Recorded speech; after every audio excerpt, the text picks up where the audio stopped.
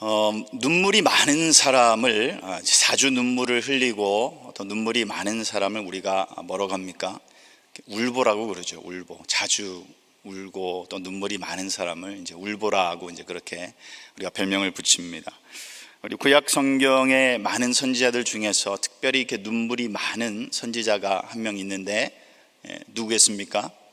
예레미야입니다. 오늘 본문에 예레미야 선지자가 바로 눈물의 선지자, 그렇게 우리가 부릅니다. 그럼 왜 그렇게 하나님께서 예레미야 선지자를 울게 하셨을까? 왜 울게 하셨을까요? 아무도 울지 않기 때문에 그래요. 아무도 울지 않아요. 그 시대는, 예레미야 선지자가 있던 시대에는 눈물이 말라버린 시대였습니다. 하나님 앞에 눈물 흘리지 않는 그런 세대, 오늘의 세대와 비슷한 많은 사람들이 눈물을 잃어버렸습니다. 그래서 예레미야 선지자에게 눈물을 주셨던 것 같아요. 이스라엘이 통일 왕국에서 큰 번역을 이루고 다윗과 솔로몬의 시대가 지나가고 이제 분열 왕국이 되어버렸습니다. 북이스라엘과 남유다로 갈라졌죠. 예레미야 시대 때 이미 북이스라엘은 아수르에게 넘어갔고요. 이제 남은 것은 남유다만 남았습니다.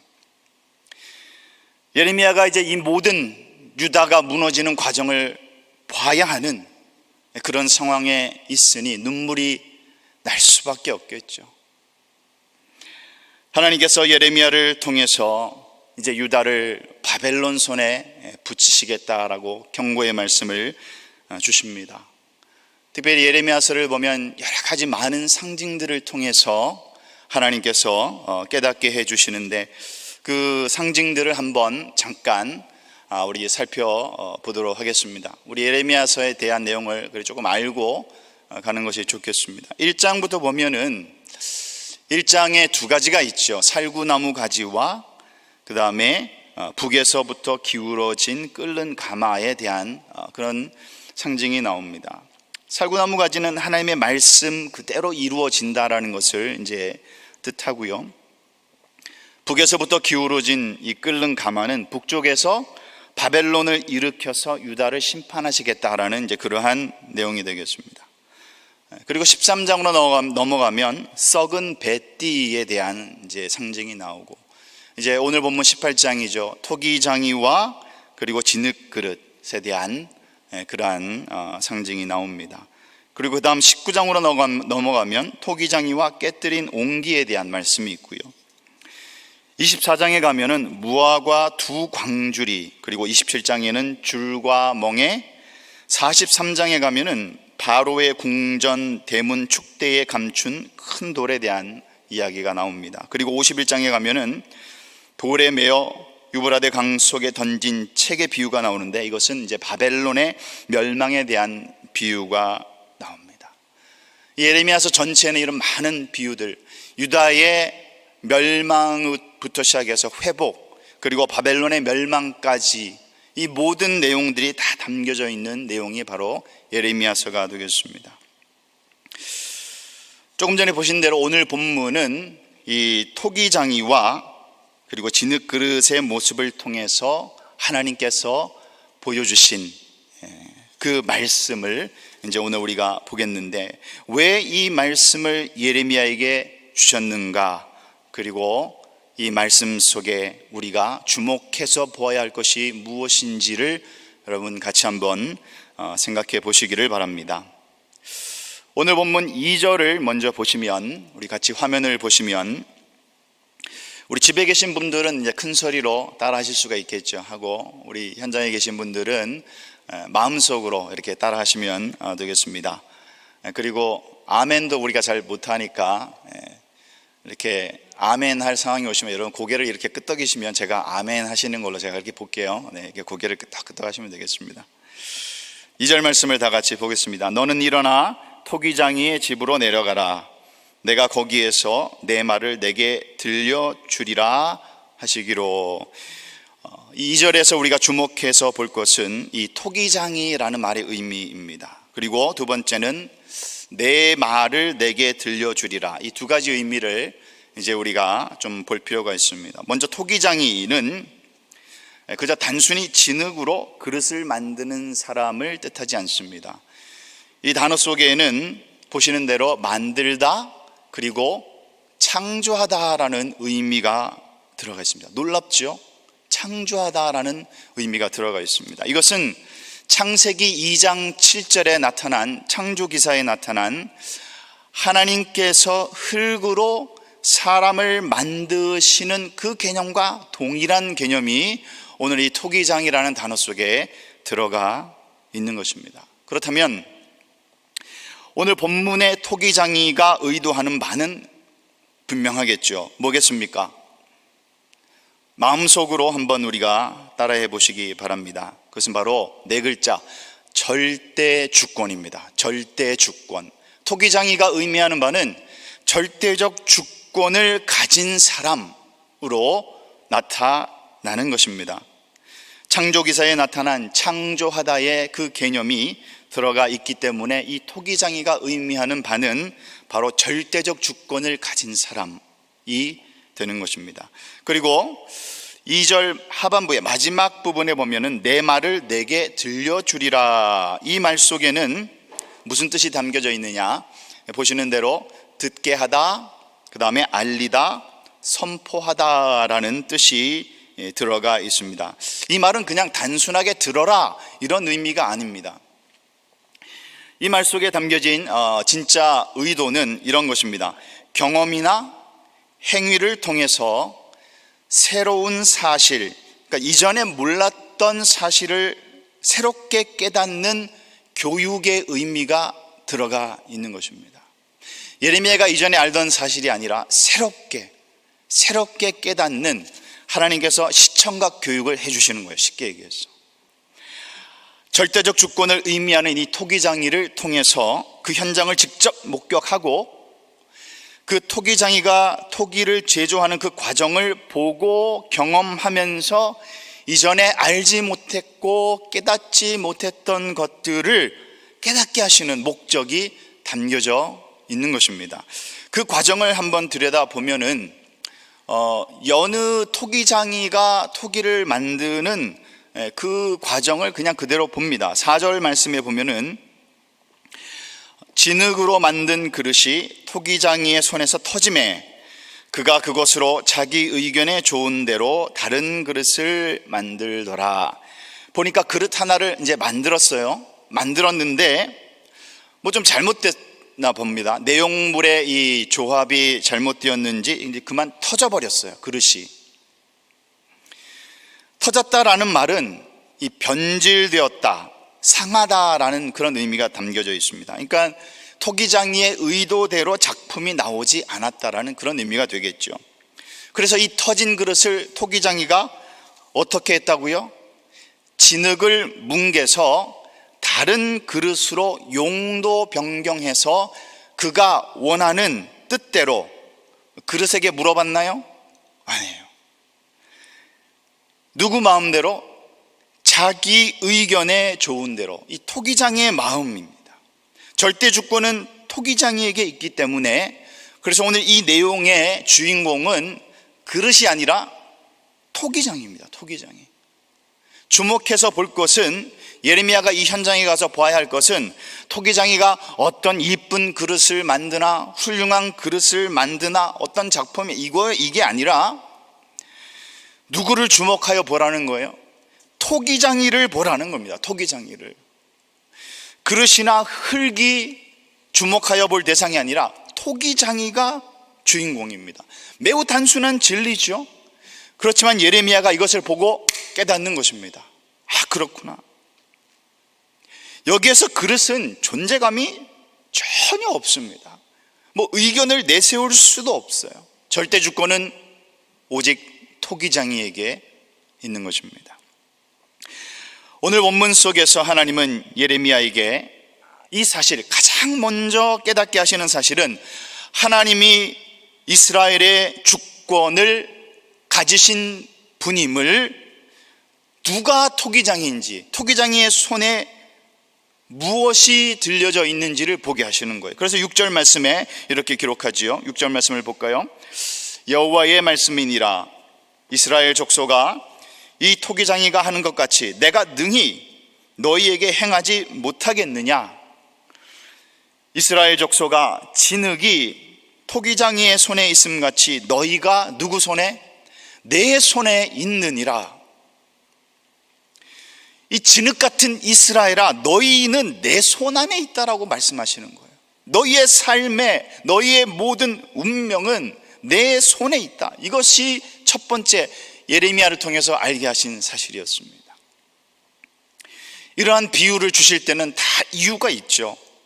예레미야가 계속해서 이 유다 백성에게 회개하라고 외쳤지만 그들이 들었겠습니까? 듣지 않았겠습니까? 절대로 듣지 않았죠. 절대로 듣지 않았어요. 눈물이 메말라버린 세대는 하나님의 말씀을 듣지 않습니다. 눈물이 메말라버린 세대는 마음이 완악해지고 굳어져 버린 거죠. 그 상황이 예레미야에게는 너무나 절망적인 현실이었습니다. 사람들은 하나님께 돌아갈 마음이 없어요. 이제 곧 예루살렘의 멸망을 보게 될 처지에 있는데, 이런 상황 속에서 하나님은 예레미야에게 토기장이의 집으로 가라, 그렇게 명하신 것입니다. 예레미야가 거기에서 본 두 가지, 첫 번째는 이스라엘의 운명이 하나님의 손에, 토기장이의 손에 있다. 토기가 제대로 만들어지지 않으면 그것을 어떻게 해요? 다시 이겨가지고 다시 처음부터 작업을 하는 것처럼 하나님도 그렇게 하실 수 있다라는 사실을 깨닫는 것입니다. 두 번째는 그렇게 다시 이기는 과정이 그러면 무엇을 뜻하는가라는 것입니다. 이스라엘을 버리시겠다는 것인가? 이스라엘을 이겨서 완전히 뭉개버리시겠다는 뜻인가? 하나님이 보여주시는 것은 버리겠다는 것이 아니라 지금까지 이루어 오신 것을 다 무너뜨리고 처음부터 다시 시작하겠다라는 뜻이 담겨져 있는 것입니다. 하나님은 하나님의 백성을, 택하신 백성을 절대로 버리지 않으시죠. 절대로 버리지 않으십니다. 그렇다고 해서 죄 가운데 살도록 내버려 두시지도 않으십니다. 그것은 성경이 말하는 바죠. 고치십니다. 회복시키십니다. 다른 예를 하나 들어보겠습니다. 우리가 집을 이제 사게 되면은 집을 새롭게 만드는데 두 가지 방법이 있지요. 하나는 부분 뜯어서 개조해서 고치는 것입니다. 그건 이제 리노베이션이라 이제 그렇게 얘기하지요. 또 한 가지 방법은 뭐겠습니까? 저희 집 건너편에도 허름한 집을 어떤 컴퍼니가 사서 싹 밀어버렸어요. 그리고 아주 번듯한 집을 지금 거의 이제 다 지어가는데, 그 터 위에 새롭게 아예 집을 싹 새롭게 건축하는 방법, 이 두 가지가 있습니다. 근데 그 결정권은 누구에게 있어요? 그 집에, 그 땅에 실소유자에게 있는 거죠. 주인에게 있는 거죠. 그 집과 그 땅에 소유권이 있는 사람이 결정하는 것입니다. 성경은 우리의 몸이 하나님이 거하시는 성전이다, 그렇게 말씀합니다. 고린도전서 6장 19절 20절을 우리가 화면을 통해서 한번 보도록 하겠습니다. 너의 몸은 너희가 하나님께로부터 받은 바 너희 가운데 계신 성령의 전인 줄을 알지 못하느냐? 너희는 너의 자신의 것이다? 너희 자신의 것이 아니라 소유권이 넘어갔어요. 우리는 우리의 것이라고 주장을 못한다라는 얘기죠. 20절에 값으로 산 것이 되었으니 그런즉 너의 몸을 하나님께 영광을 돌리라. 소유주가 누구예요? 이전에는 내가 내 삶의 주인이었는데 이제는 그 값을 주고 누가 사셨어요? 하나님께서 우리를 사셨어요. 이제는 소유권이 누구에게 있는 것입니까? 하나님에게 있는 것입니다. 실소유가 하나님의 것이기 때문에 부분적으로 고치든지 싹 깔아서 엎으시든지 결정은 누가 하시는 거예요? 하나님이 하시는 거죠. 주인에게 달려 있는 것입니다. 그렇지 않습니까? 하나님께서 유다를 바벨론 손에 붙이겠다. 그 이유는 멸망이 아니라 다시 고쳐서 쓰시겠다는 얘기입니다. 회복이 목적이지 버리시겠다는 것이 아닙니다. 화면을 보시겠습니다. 이 회복이라는 것은 모든 것이 제자리로 돌아가는 것, 그것을 회복이라고 그렇게 얘기합니다. 모든 것이 제자리로 돌아가는 것, 하나님이 하나님 되심, 우리 모든 인생과 모든 나라와 백성의 모든 것의 주인 되심, 원래의 것으로 돌아가는 것, 그것을 회복이라고 부르는 것이죠. 그런데 이스라엘은 주인을 바꿔버렸어요. 하나님 잘 섬기다가 약속의 땅 가나안에 들어와서 잘 섬기다가 주인을 바꿔버렸습니다. 바쁜 일상과 많은 돈과 경제적인 번영과 이런 것들이 그들의 주인이 되어버렸어요. 약속의 땅 가나안에서 물질의 풍요를 가져다주는 바알에게 미혹되어서 그만 주인을 바꾸어서 섬겼던 것입니다. 그 모습을 하나님께서 지켜보시고 주인 되신 하나님이 그동안은 어떻게든 좀 이렇게 고쳐서 부분적으로 고쳐서 써봤는데 이제는 안 되는 거예요. 토기장이의 심령과 마음으로 진흙을 다시 다루어서 짓이겨서 다시 만드시겠다는 것입니다. 싹 밀고 그 터에 집을 새롭게 짓는 것처럼 그렇게 재건축을 결정을 하신 거죠. 그럴 권한이 누구에게 있는 것입니까? 주인 대신 하나님에게 있는 것입니다. 그런데 그 목적은 멸망이 아니라 회복이 목적이라는 사실입니다. 다시 이 백성이 하나님을 하나님으로 인생의 참 주인으로 섬기고 하나님의 주권을 인정하는 백성이 되기를 하나님께서 원하시는 것입니다. 그 계획 가운데 바벨론에 이 백성을 붙이기로 결정을 하신 것입니다. 그것을 통해서 하나님은 이스라엘이 다시 제자리로 돌아오는 회복, 즉 부흥을 원하셨던 것입니다. 구약적 관점에서 부흥이라는 것은 회복을 의미합니다. 회복을 의미합니다. 그래서 우리에게 회복이란 감사의 찬송이 다시 우리의 입술에 넘쳐나고 말씀을 들을 때에 기쁨과 감격과 눈물이 흐르는, 하나님이 내 인생의 주인이시고 하나님이 주권자이심을 절절하게 고백하는 그 인생이 부흥을 맞이하는 인생이 될 줄로 믿습니다. 시편 80편 7절에 이렇게 말씀합니다. 만군의 하나님이여 우리를 회복하여 주시고 주의 얼굴의 광채를 비추사 우리가 구원을 얻게 하소서. 하나님의 구원이 우리의 인생에 이루어지는 것이 회복이에요. 주의 얼굴의 광채가 우리의 인생에 비추어지는 것이 회복이고 구원이고 부흥인 것입니다. 진정한 부흥은 사람의 모인 숫자에 있는 것이 아니에요. 소수가 모여 있다 할지라도 한 사람 한 사람이 하나님을 나의 인생의 주인으로 고백하고 환경과 상관없이, 우리의 주위에 둘러싸인 이 환경과 전혀 상관없이 믿는 자는 환경을 탓하지 않는 줄로 믿습니다. 내일 일을 알 수 없죠. 이번에 이렇게 바람이 불고 전기가 나갈 줄 누가 알았겠어요? 누가 알았겠어요? 목사님 집에 아직도 전기가 안 들어오는데 그런 분들 몇 분 계시죠? 여러분 계시는 줄 알고 있습니다. 우리는 한치 앞을 알 수가 없어요. 환경이 안 좋기로 유명한 성경의 몇몇 인물들이 있는데 그 중에 한 사람을 보면 다니엘을 볼 수 있습니다.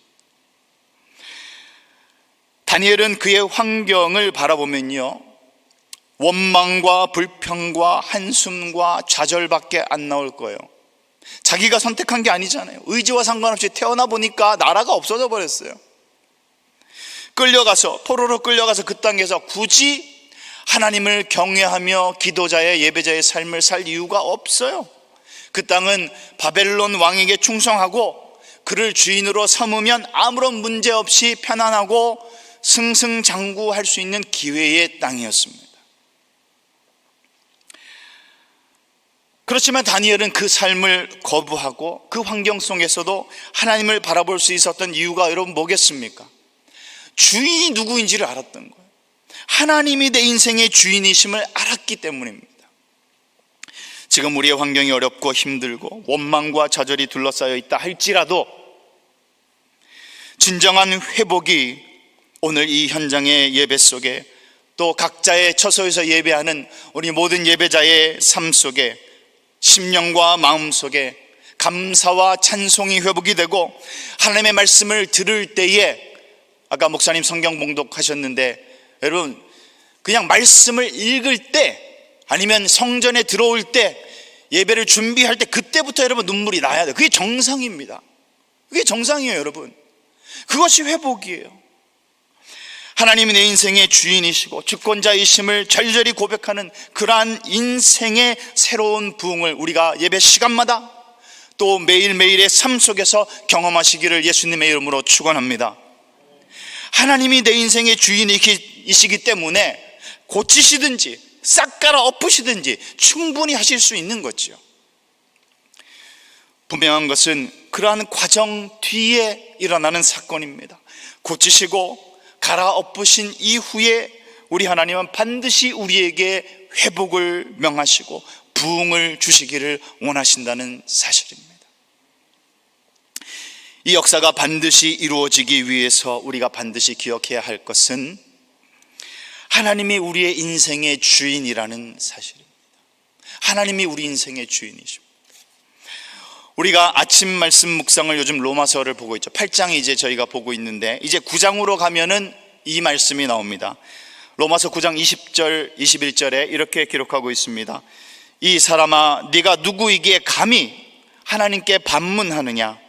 지음을 받은 물건이 지은 자에게 어찌 나를 이같이 만들었느냐 말하겠느냐? 토기장이가 진흙 한 덩이를 하나는 귀 쓸 그릇으로 하나는 천이 쓸 그릇을 만들 권한이 없느냐? 없느냐? 우리 인생의 모든 권한은 주님께 달려있음을 인정하는 자가 지혜로운 자고 복된 자인 줄로 믿습니다. 만약 우리가 그 사실을 인정하지 않고요, 주님 앞에 바로 서지 않는다면 하나님은 지금까지 베풀어 주신 모든 은혜, 아까 우리가 찬송했지만 지금까지 지내온 건 하나님의 은혜예요. 은혜. 그 다 철회하시고 처음부터 다시 시작할 수도 있는 거예요. 다시 시작할 수도 있는 것입니다. 그 과정이 지나간 이후에 일어나는 사건은 회복입니다. 예레미야는 오늘 본문의 관점에서 그것을 다른 말로 돌이킵니다. 그렇게 오늘 본문은 말하고 있습니다. 돌이킴. 계속되는 말씀 속에서 한 가지를 분명히 밝히고 있는데, 돌이킴은 너희에게 달려있다라고 말씀하십니다. 주권은 토기장에게 있지만 돌이킴은 누구에게 달려있다고요? 우리에게, 너희에게 달려있다. 7절 이하의 말씀에서 하나님은 그 영적인 원리를 말씀해 주십니다.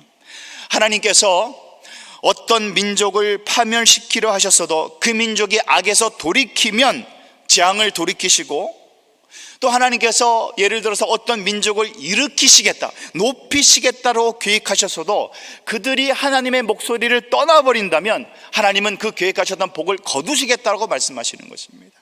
7절부터 8절, 9절, 10절까지 한번 쫙 보겠습니다.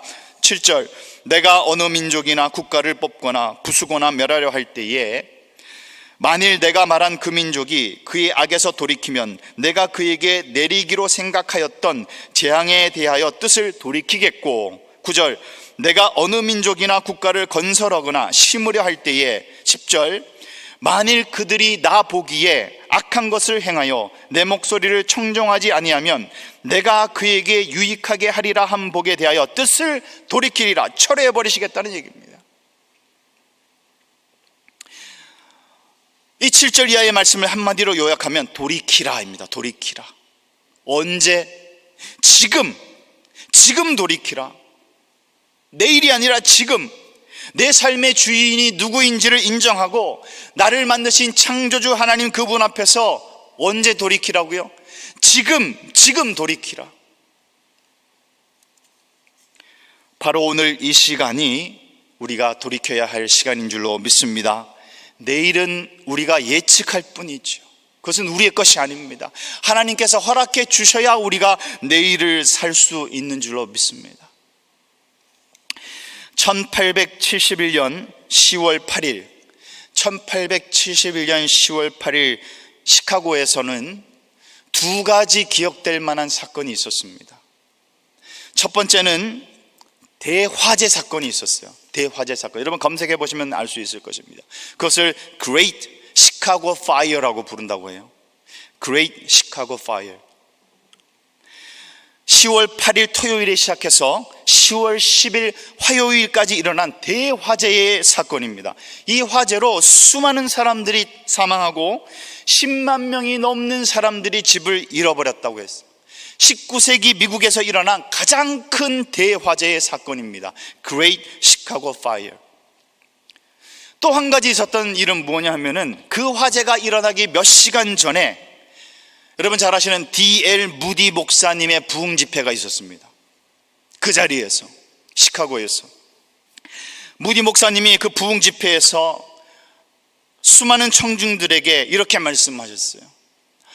오늘 증거한 말씀에 대해서 깊이 생각하고 집에 돌아가셔서 다음 날, 내일 다시 돌아와서 우리가 결단하는 시간을 가지겠습니다. 그렇게 얘기했어요. 그런데 그날 밤 집회가 끝나고 사람들이 돌아가고 몇 시간 후에 뭐가 일어났어요? 대화재 사건이 일어난 겁니다. 집회에 참석해서 했던 수많은 사람들이 불에 타 죽거나 피해를 당한 사건이 있었던 것입니다. 무디 목사님 마음이 찢어졌어요. 그 이후에 이 무디 목사님은 언제나 청중들에게 다음 시간이 아니라, 내일이 아니라 오늘 그리스도께로 돌이키는 결단을 촉구하고 또 촉구하는, 더 강하고 강력하게 공고하는 그러한 계기가 되었다라고 적고 있습니다. 여러분, 우리는 내일을 알지 못해요. 오늘 이 시간을 우리가 살 뿐입니다.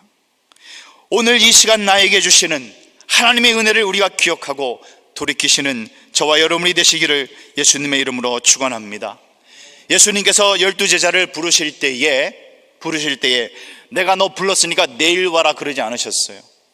예수님께서 그들을 부르실 때 즉시로 배와 그물을 버려두고, 여러분 제자 마태도 일터로 찾아가셨어요.